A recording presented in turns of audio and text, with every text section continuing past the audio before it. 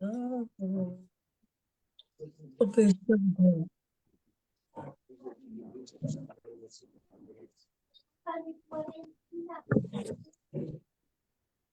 কৃষ্ণ, প্রণাম।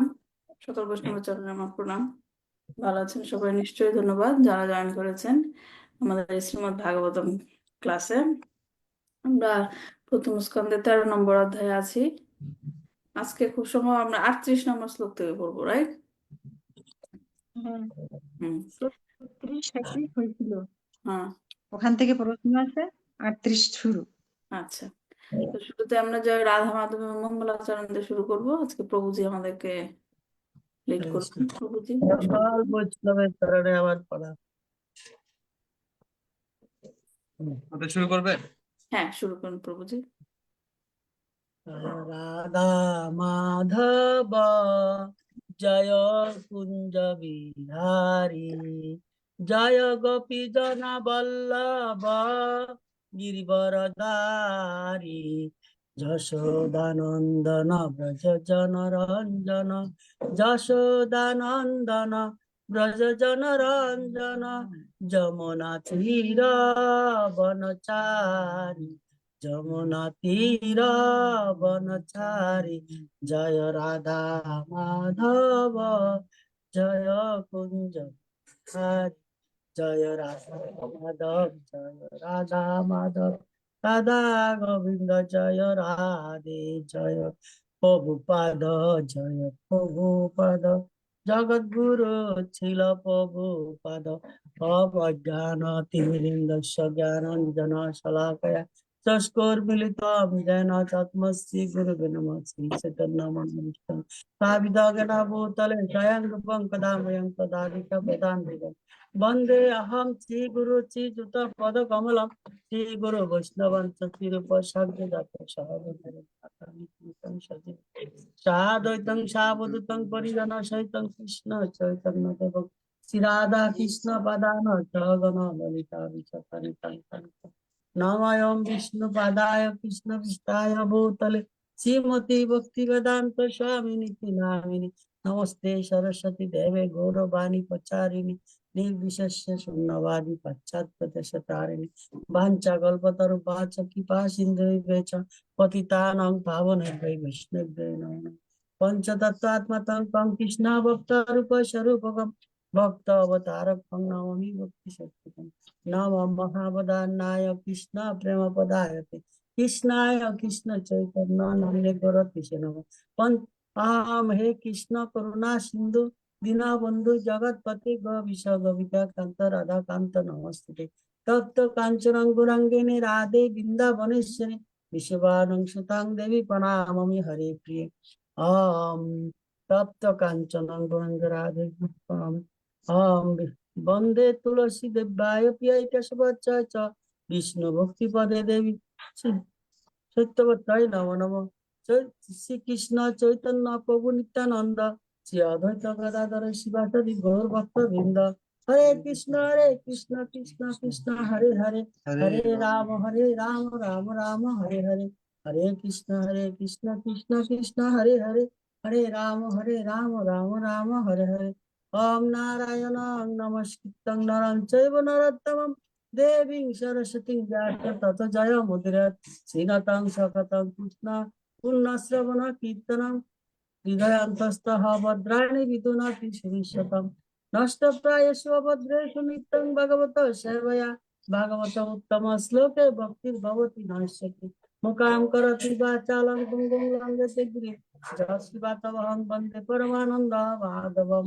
শ্রী গুরু দীনতারিণীং শ্রী গুরু দীনেশ্বরং হরি, अहम विष्णु पदाय कृष्ण पृष्ठाय भूतले श्रीमती जय पताका स्वामी नामिनी, नमो आचार्य पदाय निताय कृपा पदायिनी गौरकथा दामोदाय नगर रामदाय।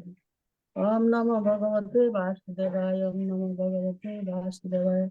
श्रीमद् भागवतम प्रथम स्कंद 13 নম্বর শ্লোক, 13 নম্বর 13 নম্বর अध्याय 38 অধ্যায়, নম্বর শ্লোক থেকে শুরু করুন। 38 নম্বর শ্লোক। श्रीमद् भागवतम की जय, श्रील प्रभुपाद की जय, निताय गौर प्रेमानंदे हरि हरि बोल। धन्यवाद प्रभु जी।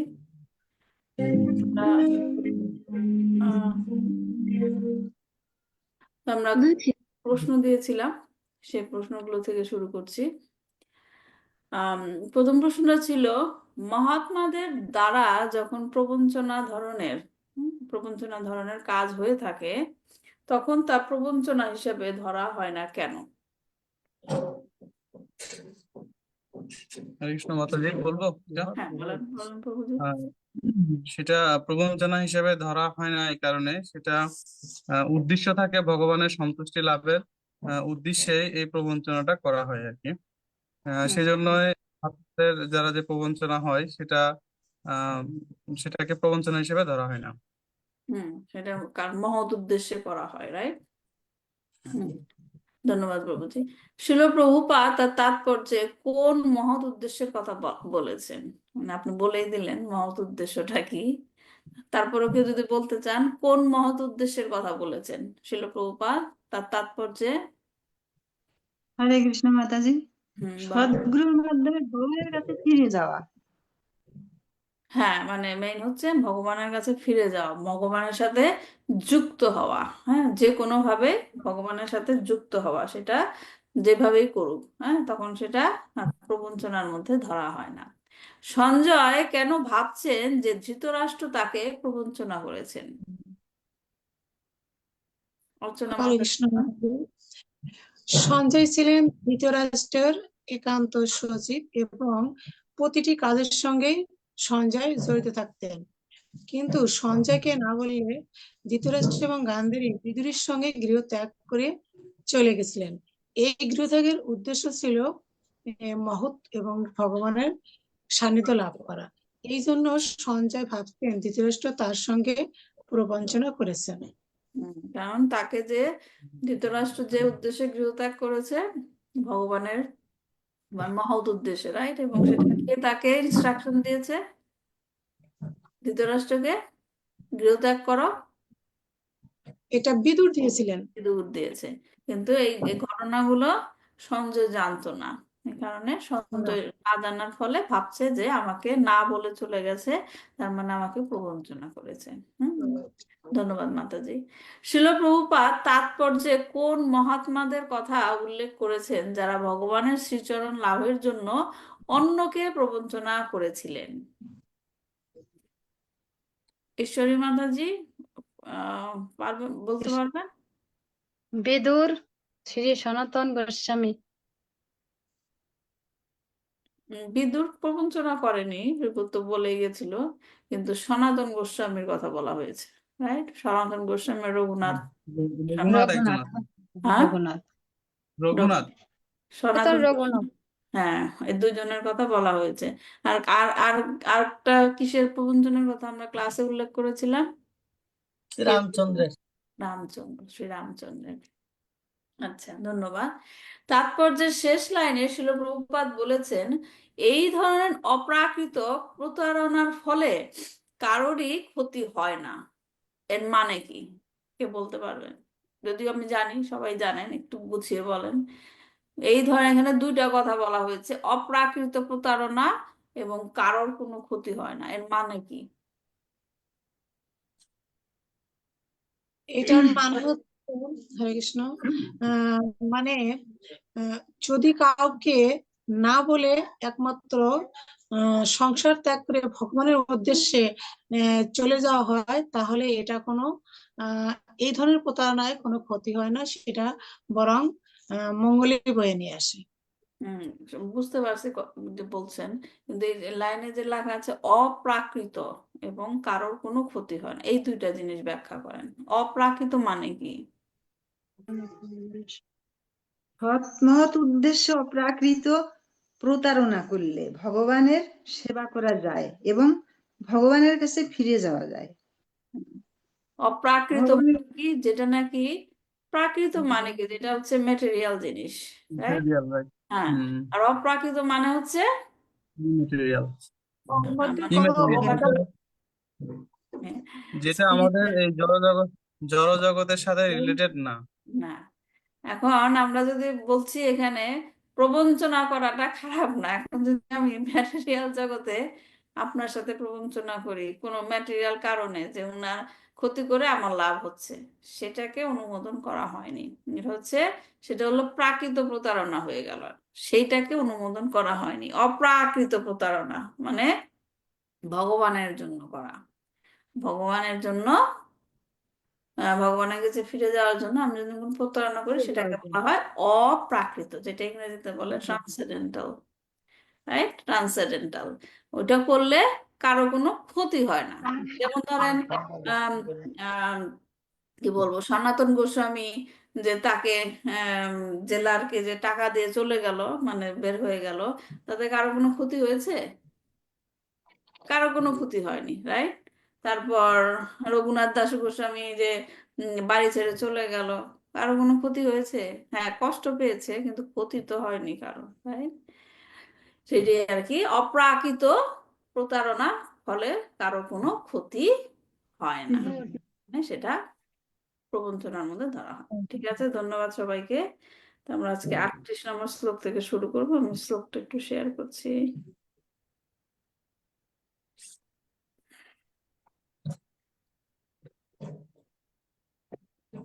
দেখা যাচ্ছে? মাতাজি কি স্পষ্ট দেখা যাচ্ছে না কা? একটু হাতে জুম করতে হবে আর কি। হ্যাঁ, জুম করবো, কিন্তু দেখা যাচ্ছে তো স্ক্রিনটা? হ্যাঁ হ্যাঁ দেখা যাচ্ছে, হ্যাঁ দেখা কিন্তু এখন যাচ্ছে, দেখা এখন যাচ্ছে। দেখা যাচ্ছে? এখন ক্লিয়ার হয়েছে রত্নগর্ভা মাতাজি? হ্যাঁ মাতাজি। হ্যাঁ, আচ্ছা, ঠিক আছে।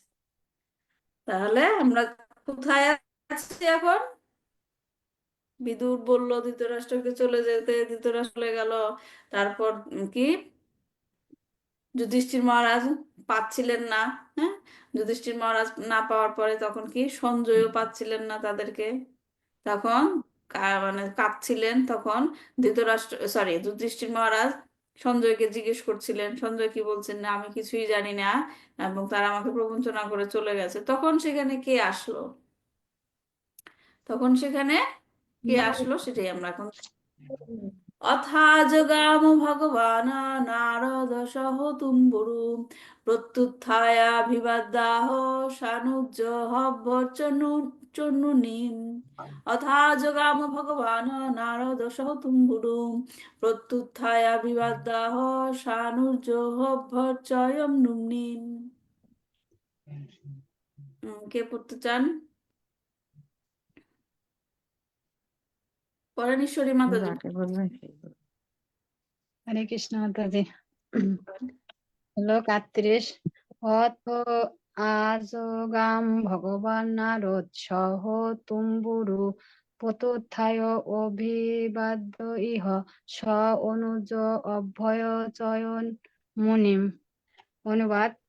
অথ অথ- অথ তারপর আজগাম উপস্থিত হলেন ভগবান মহাভাগবত নারদ মুনি সহ তুম্বুরু, তার বীণা বাদ্যযন্ত্র হস্ত প্রত্যুত্থায় তাদের আসন থেকে উঠে অভিবাদ্য তাদের যথাযোগ্য অভিবাদন জানিয়ে আহ বললেন, স অনুজ কনিষ্ঠ ভ্রাতাদের সহ অভয়চয়ন যথাযোগ্য পূজা অভ্যর্থনা জানিয়ে মুনিম দেবর্ষিকে।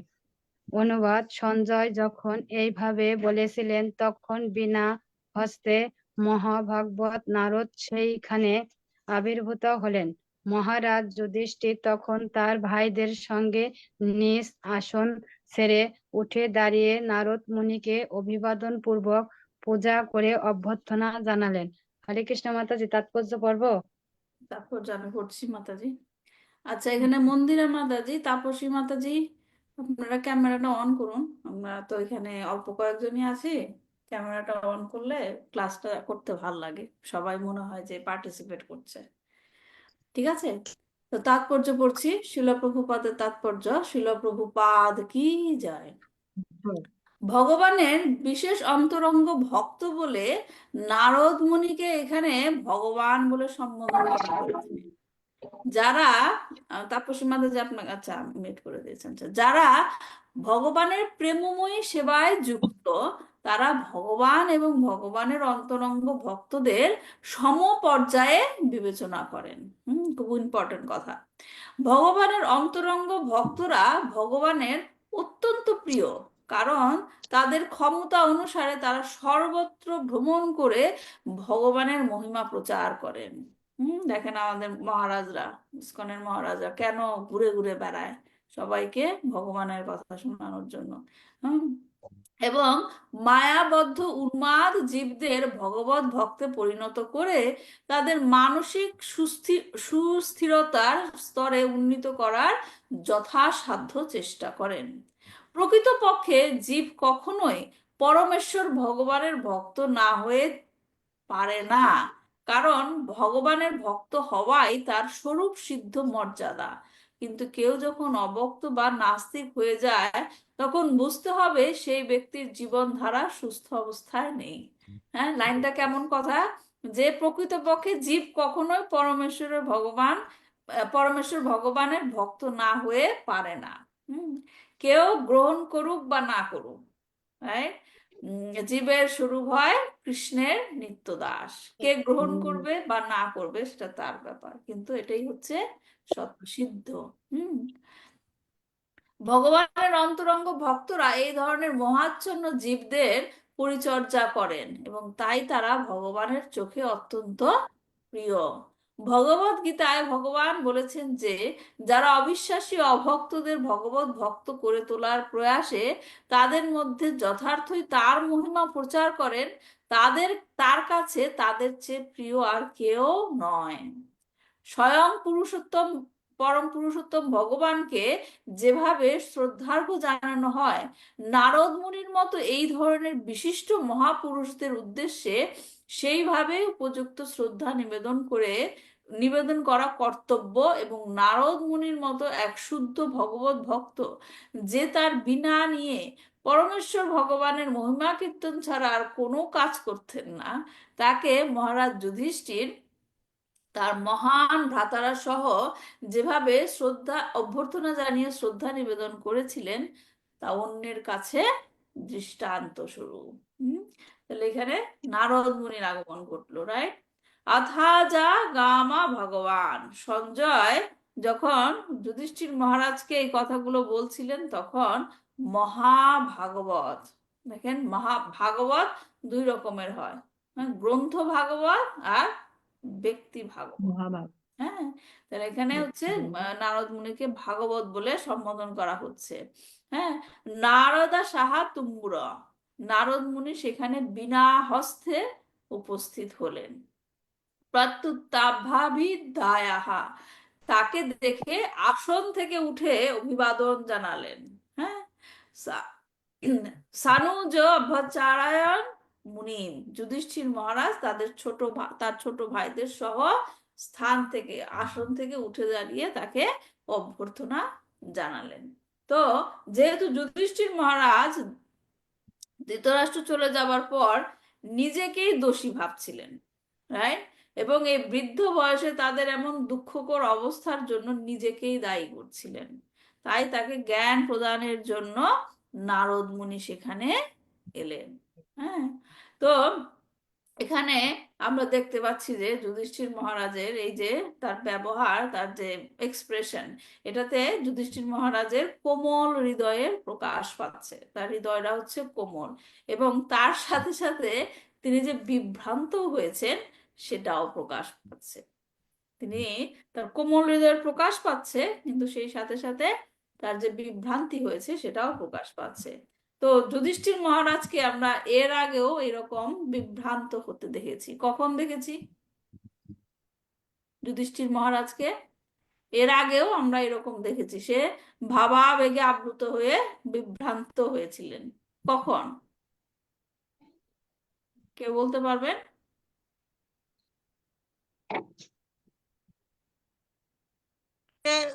অভিষেক অভিষেক করানো হয়েছে, ওনার রাজা সিংহাসনে বসানো হয়েছে, সিংহাসনে বসানো হয়েছিল। তখন সে ভাবছে যে আহারে, আমি এই সিংহাসনে বসার জন্য আমার এত এত মানুষ হত্যা, প্রাণী হত্যা হইলো, আমি মহাপাপী, মহাপাপ করেছি।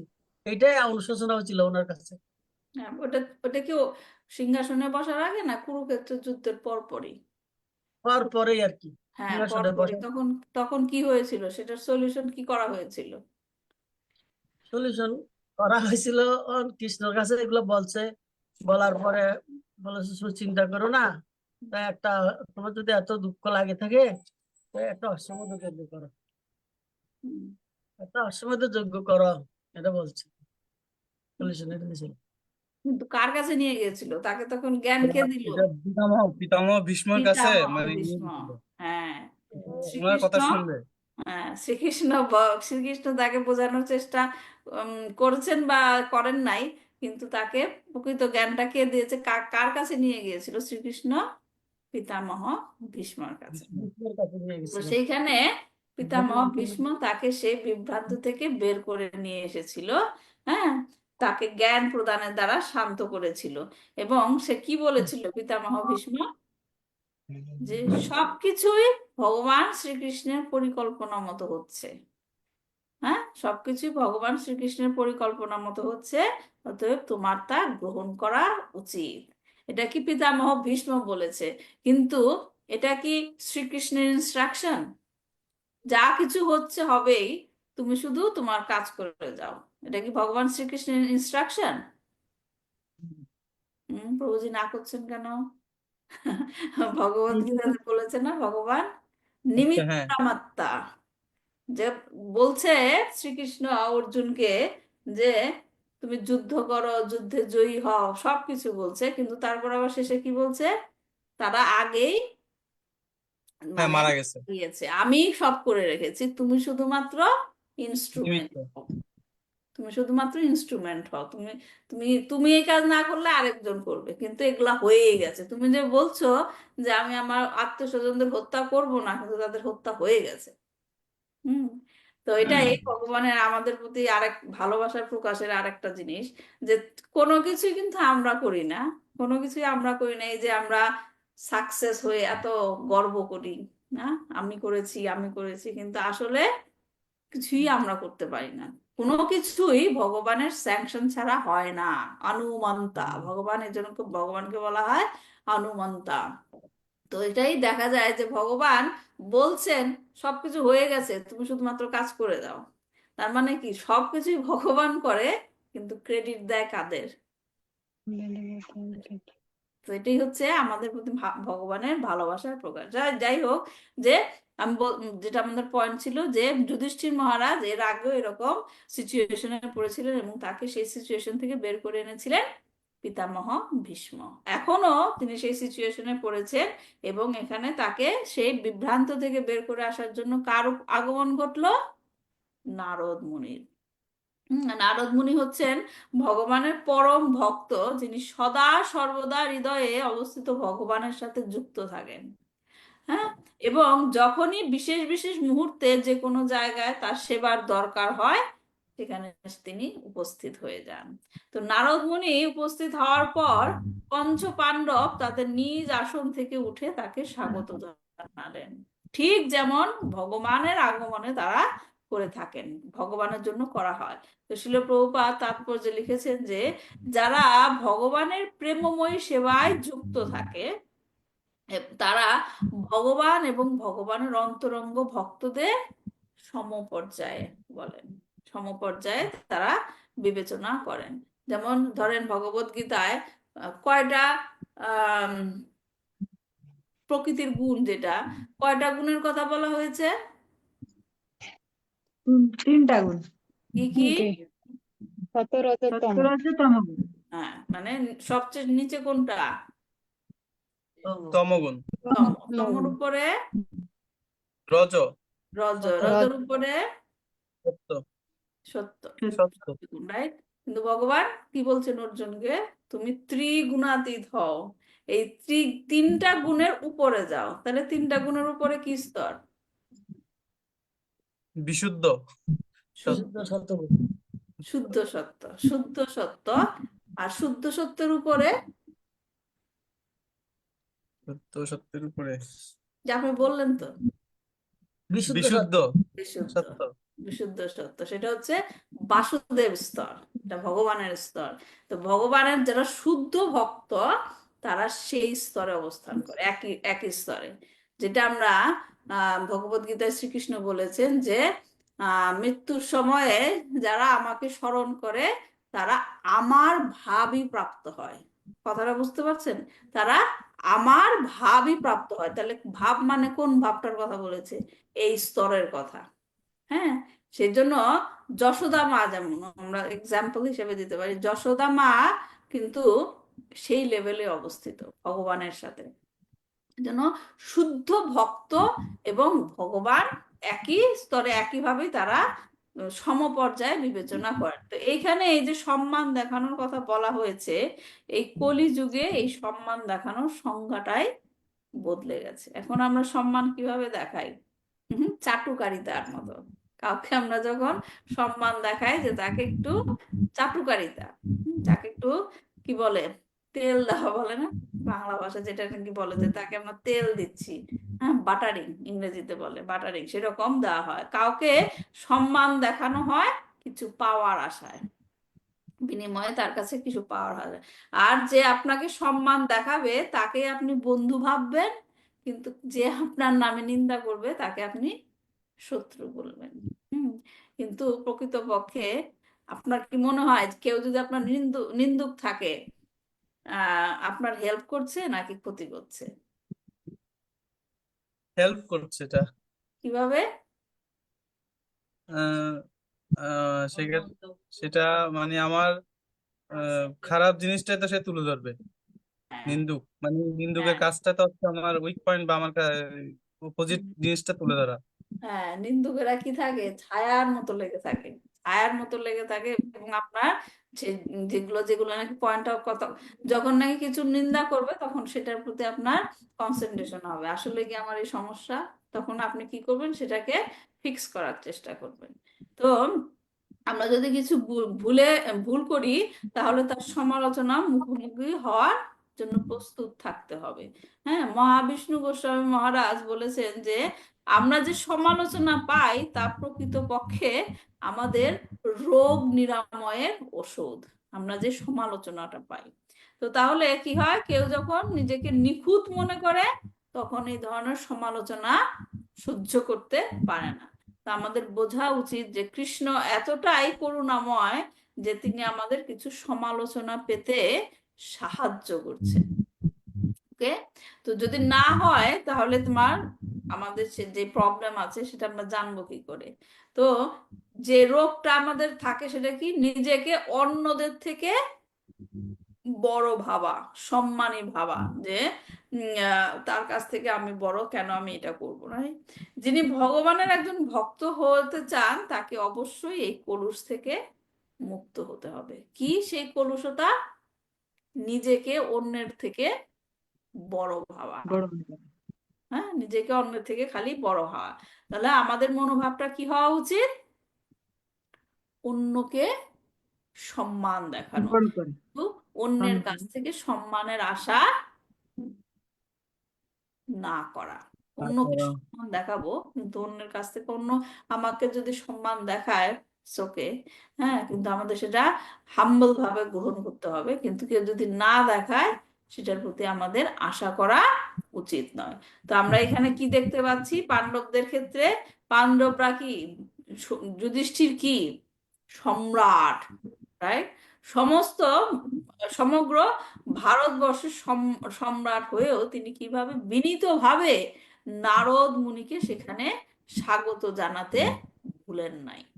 হ্যাঁ, নারদ মুনি এসেছেন এবং সে 5 ভাইকে নিয়ে, তার 4 ভাইকে নিয়েই সে উঠে দাঁড়িয়ে তাকে স্বাগত জানিয়েছেন। তো শ্রীকৃষ্ণ যুধিষ্ঠির মহারাজের ছোট ভাই হওয়াতে তিনি তাকে প্রণাম করতেন। যদিও যুধিষ্ঠির মহারাজ জানতেন যে শ্রীকৃষ্ণ পরমেশ্বর ভগবান, এবং নারদ মুনি পরম ভক্ত হওয়াতে যুধিষ্ঠির মহারাজ তাকে আরো বেশি সম্মান দেখিয়েছেন। হ্যাঁ, এই জিনিসটা একটা গুরুত্বপূর্ণ পয়েন্ট। ভগবানের ভক্তকে ভগবানের চেয়ে বেশি সম্মান দেওয়া। কেননা ভগবান নিজে বলেছেন যে যারা শ্রদ্ধা সহকারে তার ভক্তের পূজা করেন ভগবান তাদের প্রতি অত্যন্ত প্রীত হন, যেটা শ্রীমদ্ ভাগবতমের একাদশ স্কন্ধের 19 নম্বর অধ্যায়ে বর্ণিত আছে। মাদ ভক্তা পূজা বেদিকা, পূজা অভ্যাধিকা মানে, অভ্যাধিকা মানে বলতে বোঝায় হচ্ছে উন্নততর গুণ। যারা তার ভক্তের পূজা করেন, ভগবান তাদের প্রতি অত্যন্ত প্রীত হন, আর তিনি সেই অনুসারে তাদেরকে পুরস্কৃত করেন। ভগবান তার শুদ্ধ ভক্তদের প্রশংসা এমনই করেন যে ভগবানের শুদ্ধ ভক্তের পূজা স্বয়ং ভগবানের পূজা অপেক্ষা শ্রেষ্ঠ। ভগবানের ভক্তকে আপনি যদি সম্মান দেখান, ভগবান সবচেয়ে বেশি খুশি হন। যেমন আমি যখন প্রথম দিকে ক্লাসগুলো শুনতাম, আমি এক প্রভুকে ক্লাসে জিজ্ঞেস করেছিলাম যে কুরুক্ষেত্রের যুদ্ধের আগে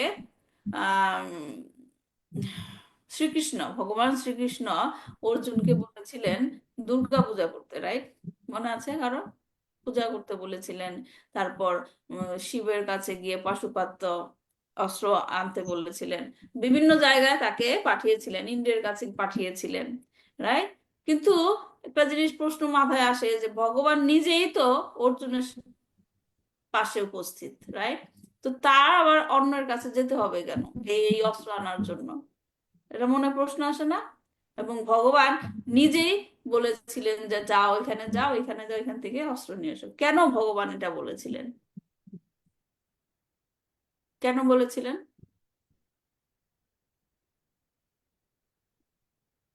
কি কারণে? কারণ সবাই তো তার ভক্ত, রাইট? দুর্গা দেবী, শিব, ভগবান শিব এবং ইন্দ্র সবাই তার ভক্ত। তাদেরকে গ্লোরিফাই করার জন্য, তাদেরকে গ্লোরিফাই করার জন্য ভগবান অর্জুনকে এরকম পাঠিয়েছেন। যে সবাই এখন আমরা যদি এরকম মহাভারত পড়ি, তাহলে আমরা ওইভাবে বলবো না যে অর্জুন ভগবান শিবের কাছ থেকে সেই পশুপাত অস্ত্র পেয়েছেন, ইন্দ্রের কাছে গিয়ে ওরকম অস্ত্র পেয়েছেন। তাহলে কি আমরা যখন এগুলি বলবো তাদেরকে গ্লোরিফাই করা হয়, এবং ভগবান সেটাই চান। তিনি নিজে কোনো কিছু নিজের গ্লোরিফিকেশনের থেকে সে ভক্তের গ্লোরিফিকেশন, তার ভক্তের পূজাকে সে বেশি প্রীত হন। তো যাই হোক, এই শ্লোকের এটাই ছিল আমাদের শিক্ষণীয় জিনিস, যে কিভাবে ভক্তকে অভিবাদন জানাতে হয়, ভক্তকে, ভগবানের ভক্তকে অভিবাদন জানাতে হয়, সেটাই আমরা এখান থেকে জানলাম। তো পরবর্তী শ্লোকে যাচ্ছি। যুধিষ্ঠির উবাচ নাহং বেদ গতিং পিতর ভগবান কগতাবিদ অম্বা বা হতপুত্রার্থা কঙ্গতা চ তপস্বিনী। নাহং বেদ গতিং পিতর ভগবান কগতাবিদ অম্বা বা হতপুত্রার্থা কগতা চ তপস্বিনী। কে পড়বেন? পড়ুন, পড়ুন অর্চনা মাতাজি। হরে কৃষ্ণ। শ্লোক নং 39। যুধিষ্ঠির উবাচ নয়ং বেদ গতিম পিতৃর্ভো ভগবান কগতাবিতো অম্বাবাহত পুত্রতা কগতা চ তপস্বিনী। যুধিষ্ঠির উবাচ অর্থাৎ যুধিষ্ঠির মহারাজ বললেন, ন অর্থ না, অহম অর্থাৎ আমি, বেদ অর্থ জানা, গতিম অর্থাৎ গমন করেছেন, পিতৃ অর্থাৎ পিতৃভূদের, ভগবান অর্থাৎ হে ভগবান, কক অর্থাৎ কোথায়, গত অর্থাৎ গিয়েছেন, ইত অর্থাৎ এখান থেকে, অম্বা অর্থাৎ মাতা, বা অথবা হত পুত্র অর্থাৎ যার পুত্ররা মারা গিয়েছে, আর্থ অর্থাৎ শোকাবার্তা, কক অর্থাৎ কোথায়, গত অর্থাৎ গিয়েছেন, চ অর্থ ও, তপস্বিনী অর্থাৎ তপস্য চর্চা পরায়ণা। অনুবাদ। মহারাজ যুধিষ্ঠির বললেন, হে ভগবত, আমার এই দুই পিতৃব্য কোথায় গিয়েছেন তা আমি জানি না, এবং সমস্ত পুত্রহীনা শোক কাতরতা আমার মাতৃসম তপস্বিনী গান্ধারীকেও আমি দেখতে পাচ্ছি না। হরে কৃষ্ণ। ধন্যবাদ মাতাজি। তাৎপর্য পড়ছি। ভগবত ভক্ত মহাত্মা যুধিষ্ঠির সর্বদাই তার জ্যেষ্ঠ মাতা গান্ধারীর বিপুল ক্ষতি এবং এক তপস্বিনী স্বরূপ তার গভীর দুঃখের কথা মনে রেখেছিলেন। তপস্বিনী কখনো দুঃখ দুর্দশায় বিচলিত হন না এবং তার ফলে তিনি পরমার্থের পথে দৃঢ় সংকল্প হন এবং আধ্যাত্মিক শক্তি লাভ করেন।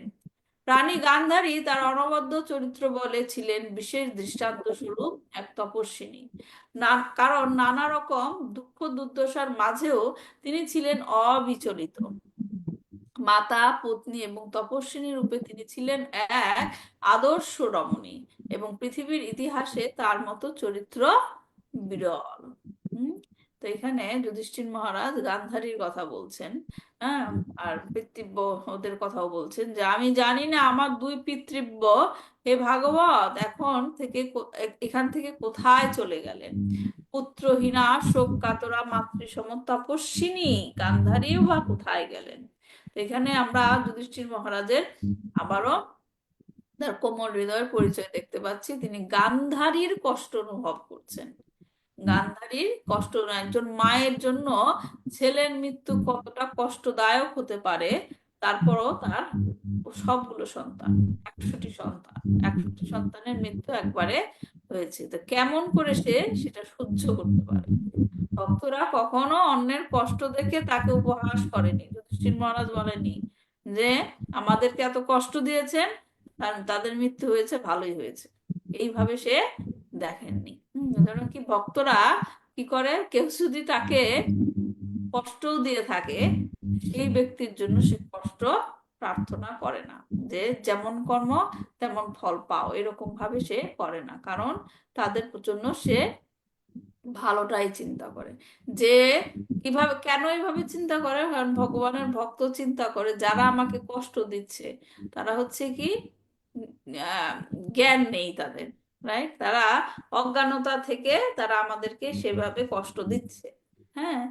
এবং যদি সে ভুল করে থাকে, তার দায়িত্ব কার? সে তাকে টেক কেয়ার করার ভগবানের, হ্যাঁ। যদি ভক্তকে কষ্ট দেওয়া হয়, ভগবান সেটাকে টেক কেয়ার করে। কারণ ভগবান কি বলেছেন যে আমার ভক্তের কখনো বিনাশ হতে পারে না। ভগবানকে কেউ যদি অসম্মান করে বা কষ্ট দেয়, সেটাও ভগবান মেনে নেয়, কিন্তু ভগবানের ভক্তকে যে কষ্ট দেয় সেটা ভগবান মেনে নেয়। হ্যাঁ, এই যে কুরুক্ষেত্রের যুদ্ধটা হয়েছিল কি কারণে? পাণ্ডবদের কষ্ট দেওয়ার কারণে, রাইট? পাণ্ডবদের কষ্ট দেওয়ার কারণে সেটা হয়েছিল। এবং আমরা চৈতন্য মহাপ্রভু লীলাতেও দেখি যে যখন নিত্যানন্দ প্রভুকে আঘাত করা হলো, তখন আর ভগবান বসে থাকতে পারেনি, রাইট? তো সেই দায়িত্বটা ভগবান, এবং কারণ ভগবানের ভক্ত সর্বদাই চিন্তা করে যে আমি সর্বদাই ভগবানের শ্রীচরণে অর্পিত, এবং সে কি মনে করে, অবশ্য রক্ষিবে কৃষ্ণ বিশ্বাস ও পালন, ভগবানই আমাকে রক্ষা করবে। এই জন্য সে তার মধ্যে প্রতিহিংসার যে ভাব সেটা তার মধ্যে থাকে না, কারোর ক্ষতির চেষ্টা সে করে না। তো সেটাই আমরা এখানে যুধিষ্ঠির মহারাজের মধ্যে দেখতে পাচ্ছি, যে যদিও গান্ধারীর পুত্ররা তারা তো ক্ষতি করেছে, সে গান্ধারীর যে কষ্ট, সেই কষ্টটাকে অনুভব করছে। কর্মফল হিসাবে, এবং তা ভোগ করা তার হচ্ছে মানে সেই ব্যক্তি সৃষ্টিকর্তার মধ্যে আদান প্রদান, রাইট? আমাকে সেই দায়িত্ব দেওয়া হয়নি সে যে আপনি বলবেন কাউকে আপনার যে এগুলো কষ্ট, দুঃখ কষ্ট ভোগ করছেন, এটা হচ্ছে আপনার কর্মফল। এটা কি বলা ঠিক কাউকে যে আপনি কর্মফলে দুঃখ ভোগ করছেন? কারোর কর্মফলে কে কি ভোগ করছে সেটা হচ্ছে ভগবানের এবং সেই ব্যক্তির লেনদেনের ব্যাপার, আমি সেখানে জাজ করতে পারি না। তো যাই হোক, কারোর দুঃখ দুর্দশা দেখে যদি আমরা তাকে সমবেদনা না জানিয়ে তাকে গিয়ে বলি যে আপনি কষ্ট পাচ্ছেন, কেন পাচ্ছেন? আপনার কর্মফলে পাচ্ছেন, এটা সত্যি অমানবিক। তো এতে ভগবান আমাদের প্রতি রুষ্ট হন। এজন্য এগুলো আমাদের খুব মানে টেকনিক্যালি হ্যান্ডেল করতে হবে, যে কাউকে কারোর খারাপ অবস্থা দেখে তাকে জাজ করা উচিত না, এবং ভগবানের ভক্ত তা কখনো করেন না, যেটা আমরা এখানে যুধিষ্ঠির মহারাজের কাছে দেখছি। তো এর সাথে সাথে আমরা দুই ধরনের জিনিস আমরা এখানে আমাদের মানে বুঝতে হবে, যেটা যুধিষ্ঠির মহারাজ দেখাচ্ছেন। একটা হচ্ছে কি সংবেদনশীলতা, এবং আরেকটা হচ্ছে কি আবেগ প্রবণতা। দুইটা জিনিস, সংবেদনশীলতা আর একটা কি ভাব প্রবণতা। হ্যাঁ, তো এই দুইটা জিনিসের একটা পার্থক্য বুঝতে হবে। সংবেদনশীলতা আমাদেরকে কি সচেতনতা দেয়, যে আমরা বুঝতে পারবো, এই যে আমি বললাম এতক্ষণ, কার কার প্রতি আপনি কি রিয়াকশনটা করবেন, কি বিহেভটা করবেন, এটা আমাদেরকে কে বোঝাবে, কোন গুণটা সংবেদনশীল, সেন্সিটিভিটি। হ্যাঁ, সংবেদনশীল হলে আমরা বুঝতে পারবো যে কাকে কখন কি বলা যায়, এই কথাটা বললে সে কষ্ট পাবে কিনা, তাকে সেই কথাটা বলা যায় কিভাবে। হ্যাঁ, এটা হচ্ছে সংবেদনশীলতা। হ্যাঁ, যা আমাদের আচরণ কে কন্ট্রোল করবে এবং প্রতিক্রিয়া দেখাবে যে তাদের উপর কি প্রভাব ফেলছে। তা আমার এই আচরণ কাউকে কষ্ট দিবে কিনা, হ্যাঁ, এটা হচ্ছে এই সংবেদনশীলতার মাধ্যমে আমরা কি করতে পারি, ডিসাইড করতে পারি। আর ভাব প্রবণতা যেটা বলা হচ্ছে, আবেগ প্রবণতা, এমন করে দেয় তখন কি আবেগই আমাদেরকে কন্ট্রোল করে এবং আমরা নিজেরা কোনো ডিসিশন নিতে পারি না। ধরুন ডাক্তারের কাছে গেলেন, হ্যাঁ, ডাক্তারের কাছে গেলেন, একটা বড় ফোড়া হয়েছে আপনার। হ্যাঁ, তো ফোড়াটা কাটাটাই হচ্ছে ট্রিটমেন্ট, রাইট? এখন আপনি ফোড়া আছে সেটাতেও কষ্ট পাচ্ছেন, ফোড়াটা কাটতে গেলে আর একটু কষ্ট পাবেন, কিন্তু উপকারটা কি হবে, 2-3 দিন পর ভালো হয়ে যাবে, রাইট? এখন ডাক্তারের কাছে গেলেন, ডাক্তারের উচিত কি, ডাক্তারের উচিত কি, ডাক্তার বুঝতে পারবে যে হ্যাঁ ব্যথা পাচ্ছেন, ফোড়াটা কাটতে একটু ব্যথা পাবে, কিন্তু আমি এমন ভাবে কাটবো যাতে উনি কম ব্যথা পায়, কিন্তু আমি ফোড়াটা কেটে দেব, রাইট? এটা হচ্ছে কি সংবেদনশীলতা, রাইট? তার মধ্যে একটা সেন্সিটিভ ভাব আছে। কিন্তু ডাক্তার যদি এমন করেন, না আমি এই রোগীটাকে খুব ভালোবাসি, এখন ফোড়াটা কাটতে গেলে সে আরো কষ্ট পাবে, তাহলে ফোড়াটা কাটারই দরকার নেই, তাহলে কি ডিসিশনটা ঠিক হলো? তাহলে সেই জিনিসটা কি, সেটা হচ্ছে সংবেদনশীলতাটা পার হয়ে আবেগ প্রবণতা, আবেগের বশে সে ডিসিশন নিচ্ছে। তো সেই লেভেলটায় যাওয়া উচিত নয়, আমাদেরকে সংবেদনশীল হতে হবে, কিন্তু রাইট ডিসিশন নিতে হবে। ফোড়াটা কাটাটা হচ্ছে right decision for the doctor, ফোড়াটা না কাটাটা, তখন সে ফোড়া না কাটার ডিসিশনটা কেন নিচ্ছে, কারণ সে তখন আবেগ প্রবণ হয়ে গেছে, আবেগ প্রবণ হয়ে গেছে, তাই তিনি সঠিক সিদ্ধান্তটা নিতে পারছে না। তাহলে কি বোঝা গেল, যে সংবেদনশীল অবশ্যই হতে হবে, কারণ এটা না থাকলে আমরা বুঝতেই পারবো না কারোর প্রতি আমাদের ব্যবহার কেমন হওয়া উচিত। হ্যাঁ, আর কিন্তু সেই সংবেদনশীলতার মধ্যে একটা চেক পয়েন্ট থাকতে হবে, যে এরপরে আমি যাব, চেক পয়েন্ট থাকতে হবে, যেন তা আমাদেরকে অত্যধিক আবেগ প্রবণ করে না তোলে, কেননা অত্যন্ত আবেগ আমাদেরকে সঠিক সিদ্ধান্ত নিতে বিভ্রান্ত করে ফেলে। বোঝা গেল দুইটা জিনিস, একটা কি সংবেদনশীলতা, আর একটা কি মাতাজি, ভাব প্রবণতা আবেগ প্রবণতা। হ্যাঁ, তো সংবেদনশীলতা কাম্য যেখানে অপরিহার্য, যেখানে আবেগ প্রবণতা কাম্য নয়। সংবেদনশীলতা হলো অন্যের প্রতি আমাদের অনুভূতিকে সচেতন করে তোলে, এবং আবেগ প্রবণতা হলো অনুভূতির কাছে আত্মসমর্পণ। অনুভূতি তখন আপনাকে মানে আবেগ অনুভূতি সেটাই আপনাকে কন্ট্রোল করবে। তো যুধিষ্ঠির মহারাজ এখানে অনেকটা কি হয়ে গেছে, আবেগের বশবর্তী হয়ে পড়েছেন। কুরুক্ষেত্রের যুদ্ধ তিনি নিজের প্রয়োজনে করেননি, নিজের প্রয়োজনে করেছেন, উনি কি নিজের প্রয়োজনে করেছেন, নিজের ভোগ বিলাসের জন্যও করেননি। হ্যাঁ, হ্যাঁ, তিনি তা করেছেন সকলের ভালোর জন্য, এবং মেইনলি কেন করেছেন, ভগবানের ইচ্ছা অনুসারে, ভগবানের ইচ্ছা অনুসারে তিনি তা করেছেন সকলের ভালো। সরি, কে কথা বলছেন? এনিওয়ে, তো যুধিষ্ঠির মহারাজ এখানে যে যুদ্ধ করেছেন সেটা নিজের জন্য না।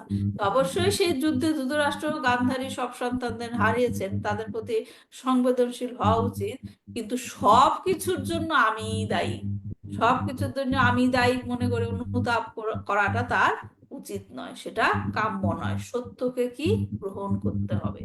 ভগবদ গীতাতেও আমরা অর্জুনের এরকম অবস্থা দেখেছিলাম যে অর্জুন তার সমস্ত আত্মীয় স্বজনকে দেখে আবেগের বশে কি করেছিল, নিজের কর্তব্যকে ভুলে গিয়েছিল। এবং তখন তাকে জ্ঞান প্রদানের জন্য কে, ভগবান কি করলো, ভগবদ গীতা বলা শুরু করলো। তো এখানে আমরা দেখতে পাচ্ছি যুধিষ্ঠিরকে সেই জ্ঞান প্রদানের জন্য নারদ মুনি এসেছেন। তো আরেকটা পয়েন্ট এখানে এই শ্লোকে কি দেখা গেল যে কি নাম ওনার, গান্ধারীকে কি বলছে, তপস্বিনী, গান্ধারীকে বলছেন। এবং তার কথা শিল প্রভুপাদ তাৎপর্যে লিখেছেন যে তপস্বিনী কখনো দুঃখ দুর্দশায় বিচলিত হন না, এবং তার ফলে তিনি পরমার্থের পথে দৃঢ় সংকল্প হন এবং আধ্যাত্মিক শক্তি লাভ করেন। এখানে তপস্যার গুরুত্বকে উল্লেখ করা হয়েছে। হ্যাঁ, যেমন ধরেন আমরা ইসকনের 4টা নিয়ম ফলো করি, রাইট?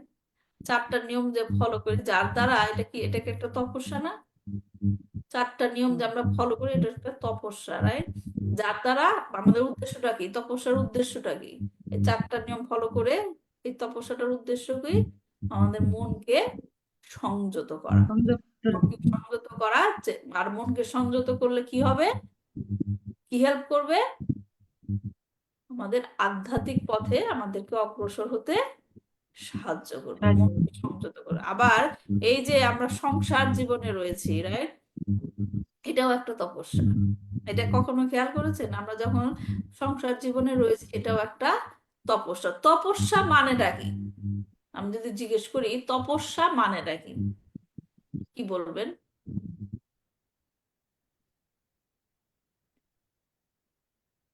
বলেন, কি বুঝেন তপস্যা করা? আমি তপস্যা করছি, তপস্যার মানেটা কি?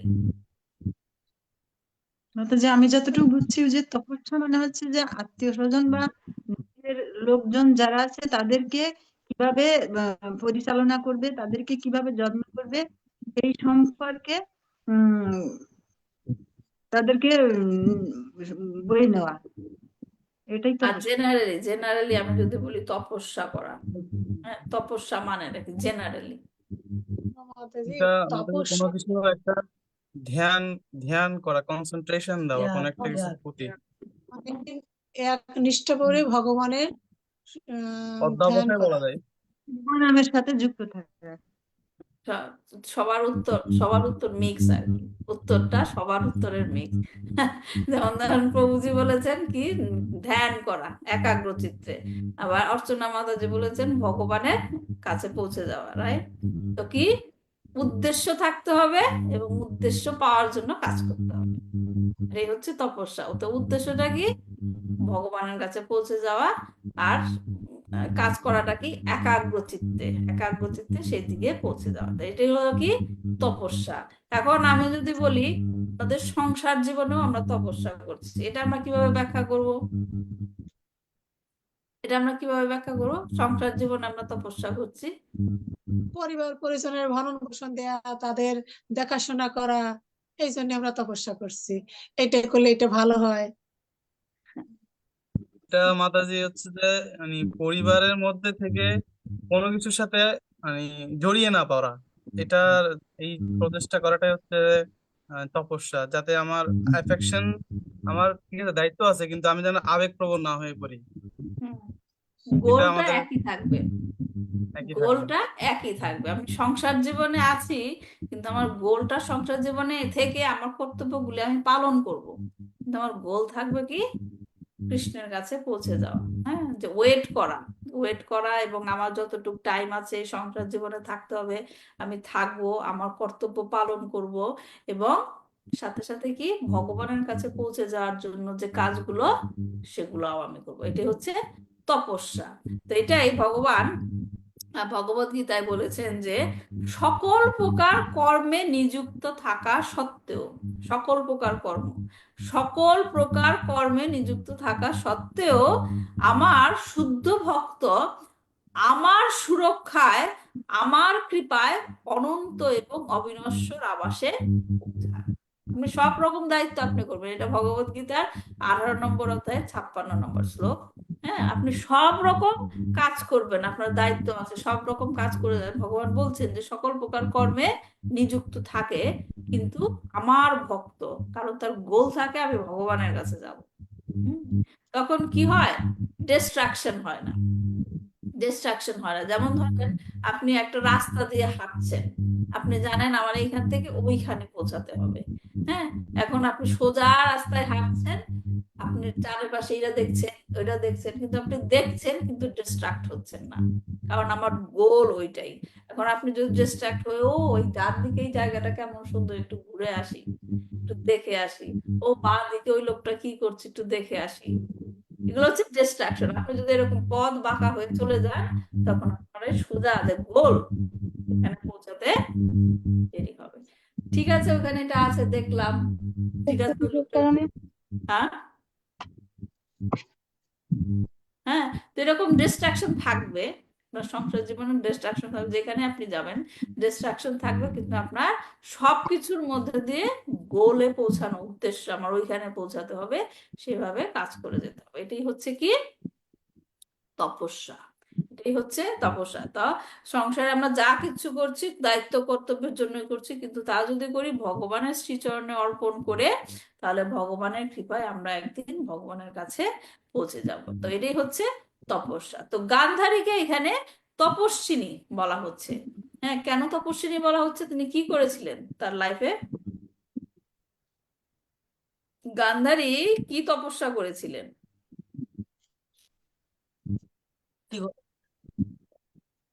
প্রতিভক্তি করেছিলেন। প্রতিভক্তি, হ্যাঁ প্রতিভক্তি করেছিলেন, যে তার দৃষ্টি থাকা সত্ত্বেও সে চোখ বেঁধে তার স্বামীকে অনুগমন করেছিলেন, তার স্বামীকে ফলো করেছিলেন, এবং তিনি ছিলেন একজন শিবের ভক্ত।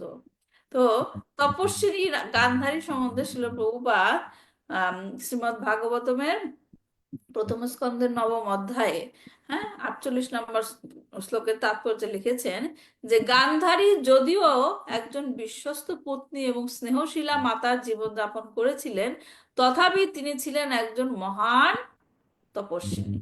হ্যাঁ, গান্ধারী সংসারের কাজ করেছেন, কিন্তু তার তপস্যা ছিল। তার পতি অন্ধ ছিলেন বলে তিনি স্বেচ্ছায় তার চক্ষু আবৃত করে অন্ধত্ব বরণ করেছিলেন। পত্নীর কর্তব্য হচ্ছে সম্পূর্ণরূপে পতির অনুগমন করা। গান্ধারী তার প্রতি এতই অনুগত ছিলেন যে তিনি তার মতো নিরন্তর অন্ধত্ব বরণ করে নিয়ে তার অনুগমন করেছিলেন। তাই তার আচরণে তিনি ছিলেন মহান তপস্বিনী। আর তাছাড়া শতপুত্র পৌত্রদের একসঙ্গে হারানোর শোক অবশ্যই একজন নারীর জন্য অত্যন্ত বেদনাদায়ক। কিন্তু তিনি একজন তপস্বিনীর মতো সে বেদনা সহ্য করেছিলেন। শিল প্রভুপাদ পরের লাইনে লিখেছেন যে গান্ধারী একজন নারী হলেও তার চরিত্র ভীষ্মদেবের থেকে কোনো অংশে কম ছিল না, কারণ দুজনই মহাভারতের অসাধারণ ব্যক্তিত্ব, এবং দুজনই কি করেছিলেন, যে দুজনই স্বেচ্ছায় অন্যদের জন্য তাদের নিজের ইন্দ্রিয় সুখ বিসর্জন দিয়েছিলেন। যখন তিনি সমস্ত সন্তান নাতি নাতনিদের হারিয়েছিলেন, তিনি কিন্তু খুব সহজেই চলে যেতে পারতেন তার বাবার বাড়ি, এবং যখন ধৃতরাষ্ট্র এই যে গৃহত্যাগ করলো, তখন তিনি বলতে পারতেন গান্ধারী যে আমাকে তো যুধিষ্ঠির ভালোই সেবা যত্ন করছে, আমি তো এখানে ভালোই আছি, আমি এখানেই থাকি। কিন্তু সে তা না করে তিনি করেছিলেন কি,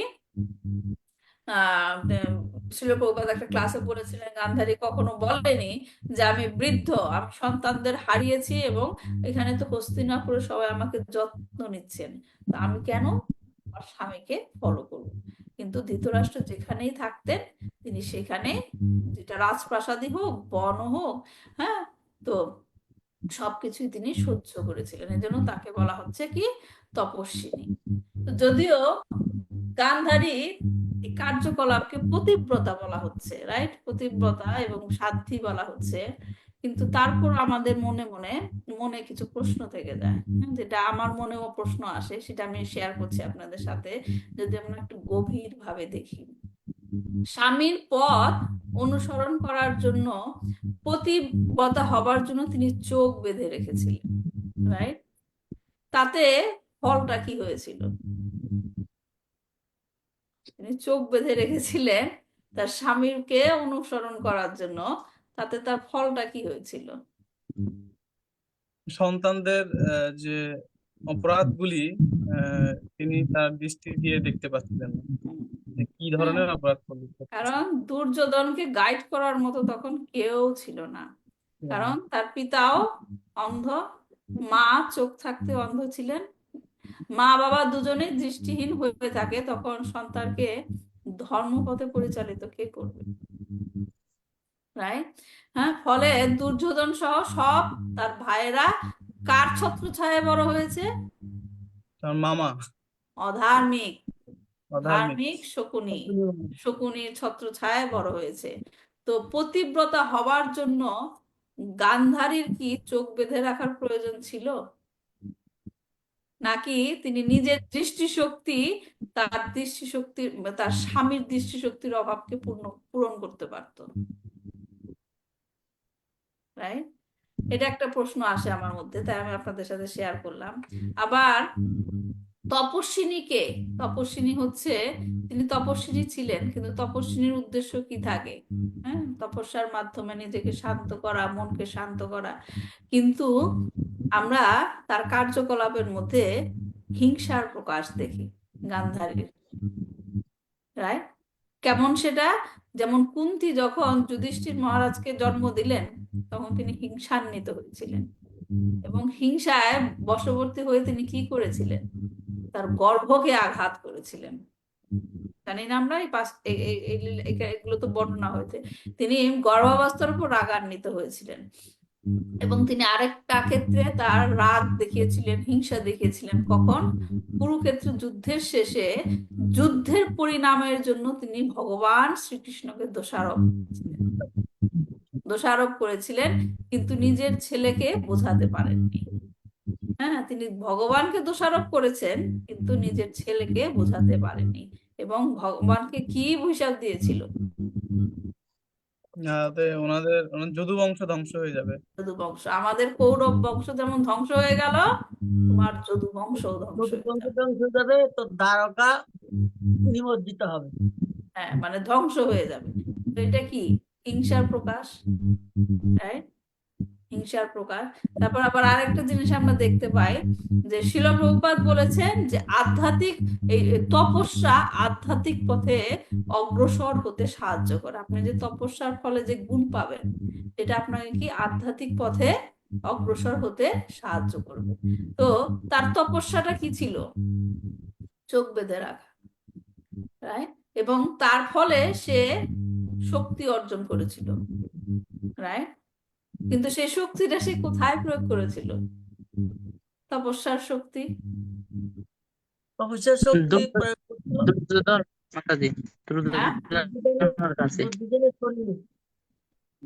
সে কি শরীরকে ভগবানের কাছে বজ্রে পৌঁছে যাওয়ার জন্য ব্যবহার করেছিল? না, না। শরীরটাকে বজ্রে পরিণত করেছিল, যাতে কার কেউ শরীর? আমার ছেলেকে বধ করতে না পারে। কার শরীর? দুর্যোধনের শরীর। দুর্যোধনের শরীর।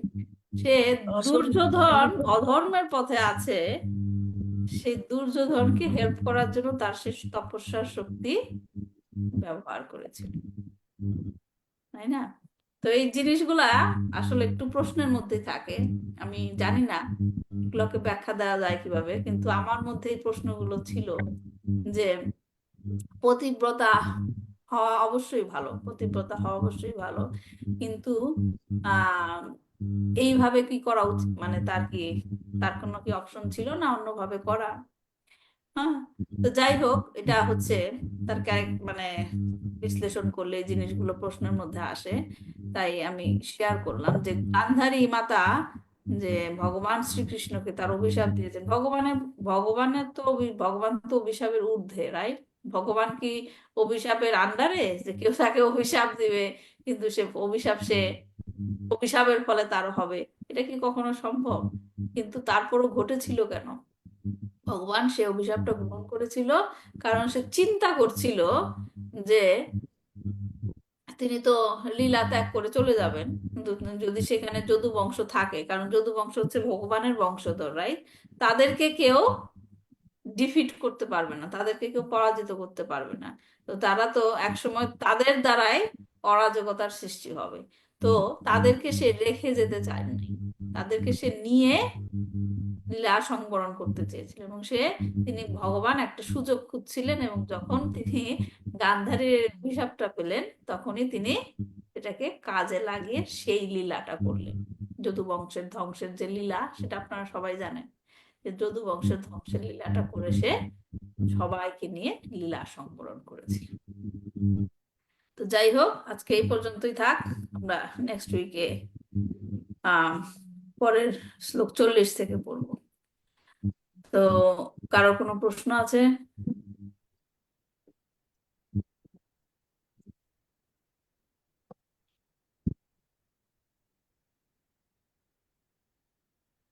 প্রশ্ন কারো না থাকলে আমরা এ পর্যন্তই রাখছি। দেখা হবে নেক্সট উইকে।